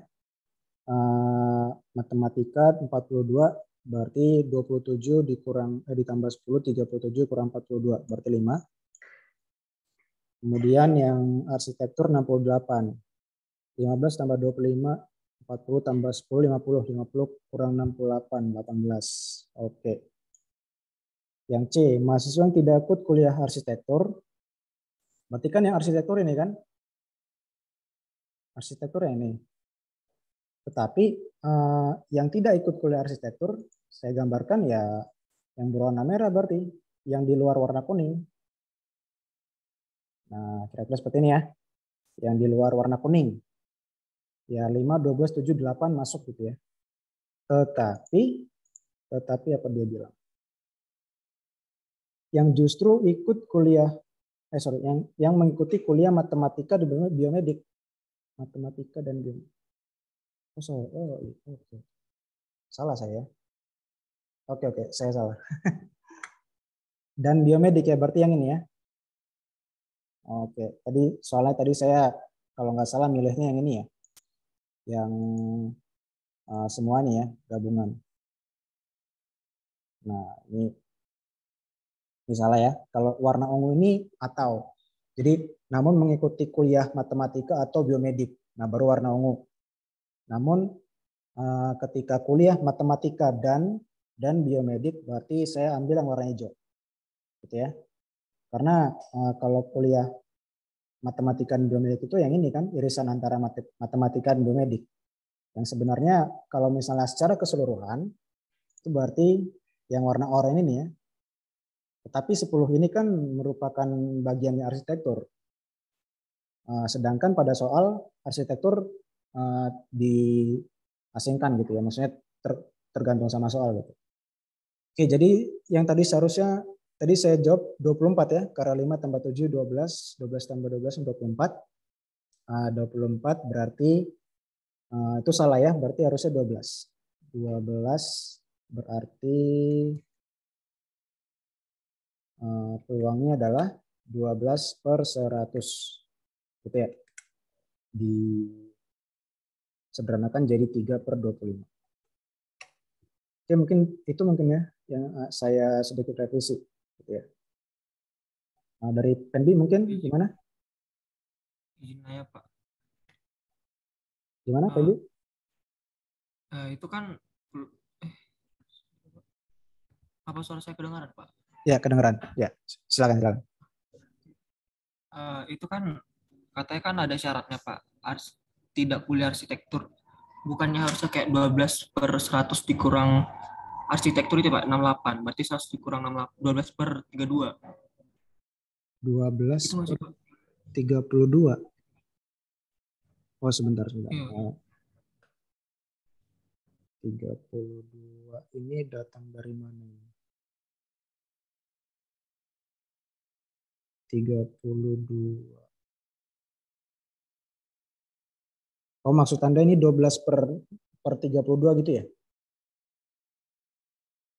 Bukan. Iya Pak. Bukan 100.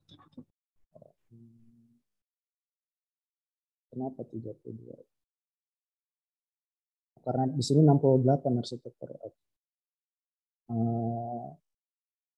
Ini bukannya sampai secara keseluruhan ya? Bentar. Kalau misalnya kita pandang dia sebagai peluang bersyarat mungkin ya, mungkin peluang bersyarat gitu ya. Berarti kalau peluang bersyarat apa nih? Mahasiswa yang tidak ikut kuliah arsitektur, namun mengikuti kuliah matematika dan biomedik.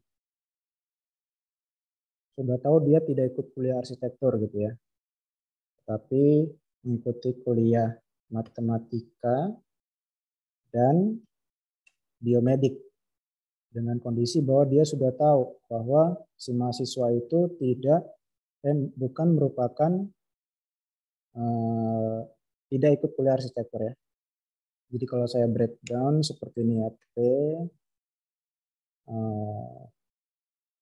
apa nih? M iris B iris A komplement C ya tadi ya. Tadi 12 per 10 tadi ya. 12 per 1 sih ini ya. M iris B iris AC. Ya betul 12 per 100 dibagi dengan peluang dari A komplement. Ya, mungkin ini karena kita memandangnya sebagai peluang bersyarat ya. Oke. Berarti ini yang di atas akan menjadi 12 per 100 ya. 12 per 100 dibagi dengan A komplement. A komplement itu ya di luar komplement berarti ya. Berarti 32 di sini kan, 32 tetapi 8 juga masuk ya. 8 juga masuk. Berarti 40 per 100. 40 per 100. Ya, tadi sorry 42 sih. 32. Oke, benar 32 ya karena tadi 68 ya arsitektur 68 100 dikurang 68 32. Oke, Randy benar ya. Kalau misalnya kita lihat sebagai peluang bersyarat gitu ya. Jadi 4 3 per 8. Ya, 3/8 ya. Oke. Ya, kayak gini Penbi ya. Dan yang lain mungkin kalau misalnya agak bingung ya. Ini kita melihat sebagai apa namanya? Sebagai peluang bersyarat yang artinya ruang sampel yang kita gunakan itu adalah si A pangkat C. A komplement, A komplement. Bukan ruang sampel secara keseluruhan. Nah, itu makanya yang bisa membedakan antara si peluang bersyarat dengan peluang biasa gitu ya. Seperti itu. Mana kira-kira ada pertanyaan?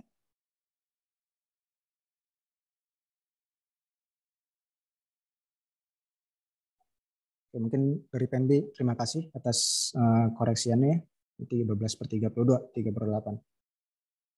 Oke, ada pertanyaan dari nomor 11 atau dari nomor yang lain mungkin?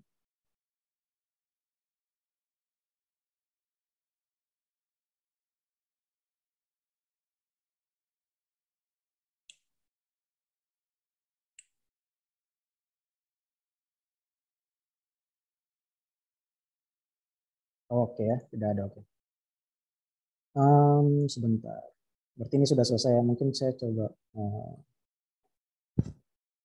Karena minggu ini sebenarnya sudah untuk hari Jumat kan libur kan ya. Hari Jumat kan sudah, maksudnya hari Kamis itu sudah hari terakhir di minggu ini minggu keberapa sekarang? Minggu 13 ya. Jadi Jumat sebenarnya sudah libur. Dan tutorial banyak yang hari Jumat ya. Jadi mungkin ya coba dikondisikan dengan mahasiswa Anda, dengan mahasiswa tutorial Anda untuk kalau misalnya memang tetap hari Jumat, oke tidak masalah gitu. Tetapi kalau misalnya mungkin mencari hari yang lain, coba dibicarakan dengan mahasiswa Anda gitu ya.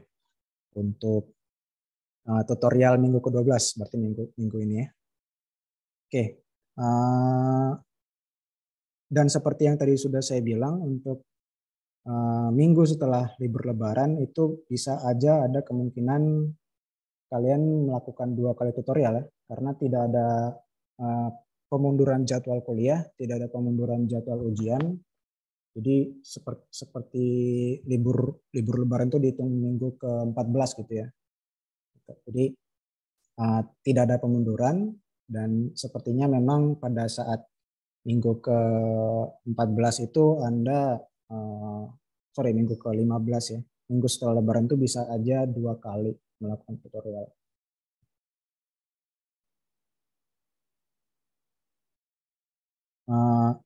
Leo, apa nih maksudnya kalau direkam terus apa yang dibagikan ya?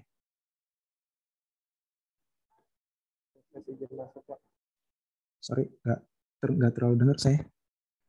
Apa yang dibagikan? Itu Pak, kalau misalnya dia direkam terus dibagikan sama rekaman misalnya saya pertemuan ke-12 nih Pak. Saya rekam, Ya. terus nanti saya bagikan ke grup TPB gitu Pak. Oh iya, ya boleh, tidak ada larangan ya, tidak ada larangan. Kalau misalnya Anda yang melakukan rekaman, kemudian rekaman Anda dibagikan ke TPB. Maksudnya gini Pak, mahasiswanya nggak ada di situ Pak. Saya sendiri yang rekam, istilahnya pergantian kelasnya itu saya yang buat video, saya yang membuat penjelasan, terus nanti kehadiran mereka itu saya suruh nonton video, terus di SS sama dikasih sama saya gitu Pak. Sebentar, agak loading saya.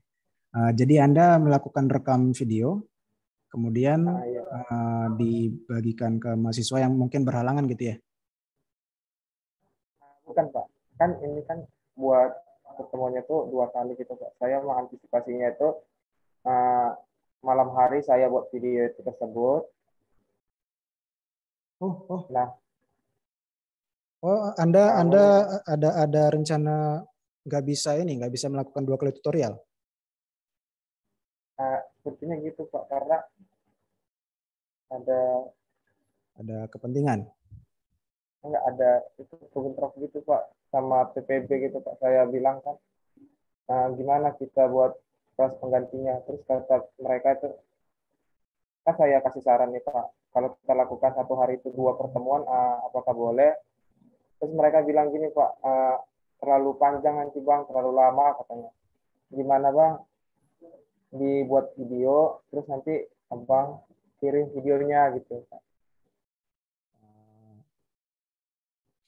Kalau menurut saya pribadi, esensi tutorialnya jadi hilang sih menurut saya. Nah, kalau misalnya Anda yang melakukan video gitu ya tanpa ada mahasiswa yang datang, terus Anda kirimkan videonya gitu. Gimana ya? Yang saya sarankan sebenarnya ini sih, bukan satu tutorial dijadikan 2 kali, satu waktu tutorial dijadikan 2 kali tutorial, itu bukan seperti itu kali ya. Mungkin yang saya sarankan itu Anda cari 2 waktu gitu ya. Anda cari 2 waktu gitu. Jadi memang mungkin agak sulit gitu ya. Tapi mungkin coba Anda bahas lagi sama mahasiswa, mungkin sekiranya bisa juga dilakukan pada minggu depan gitu ya. Minggu depan kan sebenarnya libur gitu ya, libur, tapi siapa tahu mungkin ada yang memang ingin ada tutorial pada minggu ke depan tersebut kan, karena Lebaran tanggal berapa ya? Tanggal 29, sorry. Tanggal 2 ya, tanggal 2 sama tanggal 3. Siapa tahu tanggal hari Jumat minggu depan atau hari Sabtu minggu depan bisa diadakan gitu ya. Tapi saya tidak menyarankan yang tadi ya. Saya tidak menyarankan Anda melakukan perekaman video yang memang tidak dihadiri sama mahasiswa gitu. Kalau memang perekaman video yang memang benar-benar pada saat tutorial gitu ya. Seperti itu. Saya tidak menyarankan yang tadi. Oke, baik Pak, terima kasih banyak Pak. Oke, sama-sama. Untuk yang lain, ada pertanyaan?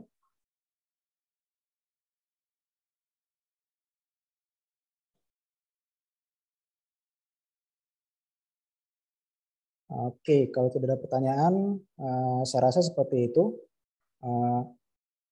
Mungkin ini ya, karena coba nanti beritahu saya apakah nanti Anda memang ada rencana untuk melakukan tutorial pada minggu depan gitu ya, minggu depan yang libur gitu ya. Yang libur supaya nanti bisa saya jadwalkan juga TOT-nya gitu. TOT-nya. Tetapi kalau memang misalnya minggu depan itu tidak ada sama sekali dari Anda asisten tutorial yang mengadakan tutorial, minggu depan tidak ada, mungkin saya rencananya TOT selanjutnya itu hari Sabtu minggu depannya lagi gitu ya, bukan Sabtu ini. Gitu. Dan itu sudah termasuk 2 kali gitu ya, 2 kali tutorial. Sabtu atau Jumat mungkin ya. Tapi nanti coba dulu dibahas sama mahasiswanya apakah mungkin dari mahasiswa TPB setuju untuk melakukan tutorial pada minggu depan yang libur tersebut, baru nanti saya coba jadwalkan seperti itu. Oke, kalau tidak ada pertanyaan lagi, saya rasa sampai di situ saja TOT kita untuk hari ini. Semoga bermanfaat dan semoga sukses juga untuk tutorial minggu ini ya. Minggu ini masih di materi peluang. Oke, saya akhiri untuk TOT hari ini. Selamat siang semuanya.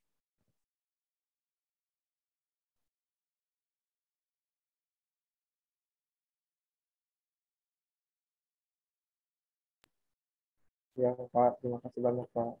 Ya, Pak, terima kasih Pak. Ya, sama-sama.